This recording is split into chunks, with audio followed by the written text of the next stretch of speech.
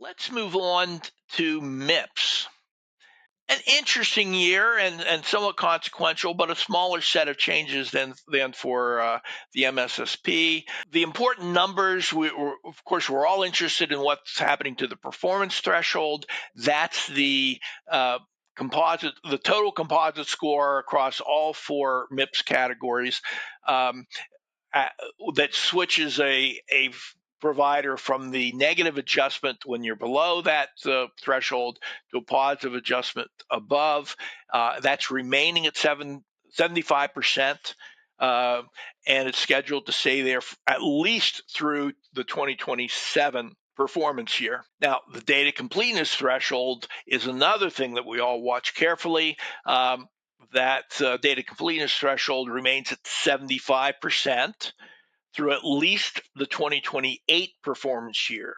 And of course, that 75% data completeness threshold applies to all Medicare quality reporting, whether it's the Part B claims method, the MIPS CQM method, the Medicare CQM method, the eCQM method, to MSSPs, to APMs, anyone who's making a quality submission, it has to include 75% of the expected denominator patients. Now, the MIPS CQM measure inventory, of course, they tweak this every year. The inventory for 2025 is 195 measures, 3 of which are only usable in MVPs, and I won't go into the details of what's been changed. I think there's 60 or 66 measures with substantial modifications.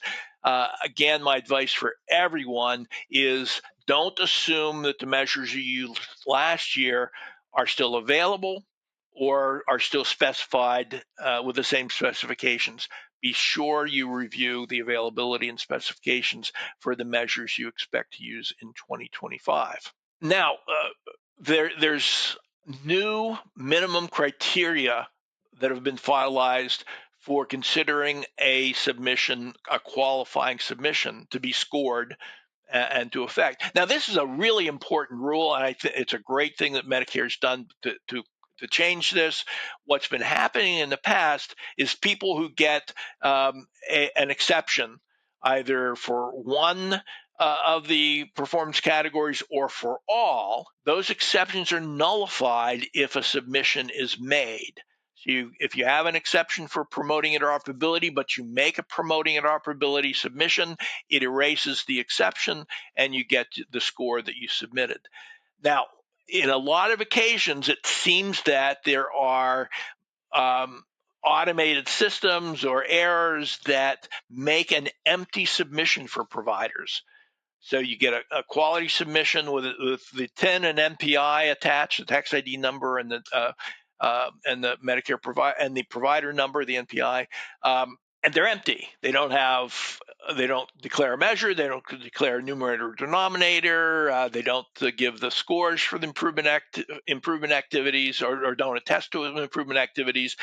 They don't give any of the numbers or attestations for promoting interoperability, but the existence of those submissions have nullified exceptions. So now they're saying that they're not going to count a submission unless a quality submission has to have at least one measure with a numerator and a denominator. If there isn't that minimum standard, it's not counted. It won't erase your EUC exception. For improvement activities, you have to have at least one improvement activity declared and a yes attestation for it. If you don't have at least that, it won't count. It won't erase your exception. And promoting interoperability, this is actually pretty aggressive. It has to be a complete submission for all of the required elements. So it really has to be a fairly detailed and complete submission to count and to erase your exception. So good thing goes into effect for 2025. Now, they've also clarified policies for multiple submissions. It's pretty much what they've been doing already, but made sure it was codified correctly.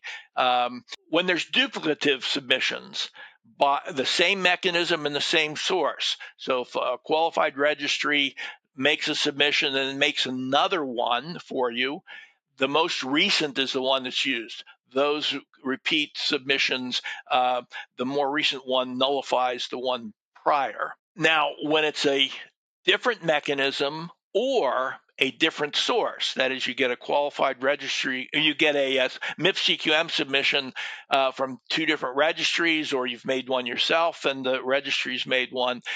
They're both accepted. They're both scored, and you get the benefit of the highest score. Now, additionally, there's a big change in the cost category for traditional MIPS and for MVPs. There's a change in alignment of the scoring range to match to match the performance threshold and the spread of scores in traditional MIPS. So from now on, starting with the 2025 performance year, the median score for cost is going to be given a score that corresponds to the performance threshold for the overall MIPS program. And then the deviations above and below by standard deviation will be mathematically divided to use the full 0 to 10 scale. What this means is, in up until now, the cost has been an average cost score brings down your overall MIP score to something in the negative adjustment range. This means that it will, if you're have a better than average cost, it's going to bring your score up. If you have a lower than average cost, it's going to bring your score down, which is far more appropriate. So this is a great change. It's going to significantly improve scoring for the average practice and above. Also should decrease the negative consequence even for those who are below the average.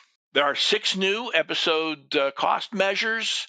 There's no changes to promoting interoperability of note. The usual changes in improvement activities are removing for, modifying to, adding to, but the important thing about improvement activities is they've eliminated the weighting. There were medium weight and high weight activities. That's no longer the case. Every improvement activity has the same weight. For traditional MIPS, you must submit 2 improvement activities to get a full score. For special categories, that is rural, small practices, other other exceptions to that, only 1 is required to get a perfect score, and MVPs only require 1, not the 2 that's required by traditional MIPS. Now, they seem to change the topped-out measure strategy every year, and this is no exception, with an interesting and fairly big change. For a handful of specifically designated topped-out measures that are critical for specialties without an adequate measure set to choose from, they've ended the special scoring that puts the top score at 7.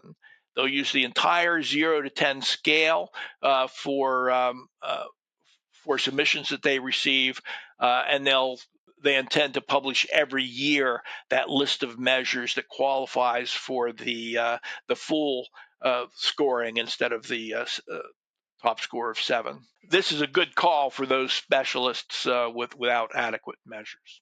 I mentioned a complex organization adjustment in other sections of this discussion. In traditional MIPS, that complex organization adjustment applies to virtual groups, who by definition are separate TINs collaborating on a single traditional MIPS submission. They may have multiple EHRs, so they get that complex organization adjustment if they're using ECQMs, just like MIPS groups and APMs. They get one quality point for each ECQM. It cannot exceed 10 points. It cannot per measure. It cannot exceed a perfect score composite for the quality component. Now, there's also a new EUC offering. So for submitters, and I think this is a great change as well, for submitters whose third party did not make a submission for them, with some exceptions, some clarifications, some requirements, you can apply for an EUC, and this is the only EUC that you can apply for after the submission period is over. So EUC applications are accepted anywhere up until November 1 following the submission season. So if for unavoidable issues, your third-party vendor did not make a submission for one or more of the submission categories, you can get a pass in retrospect if that application is made before November 1st, after the submission period ends.